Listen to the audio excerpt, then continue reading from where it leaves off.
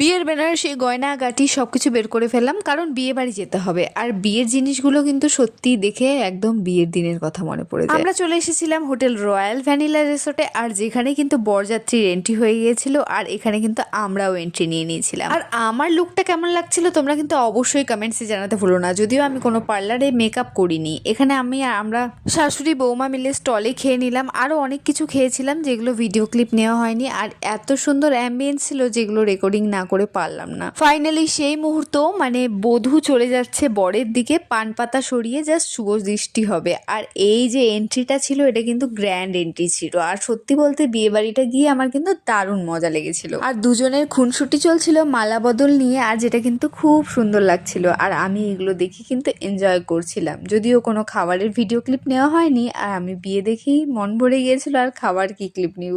Video ভালো লাগলে like করে দিও। বাই বাই, দেখা হচ্ছে পরে।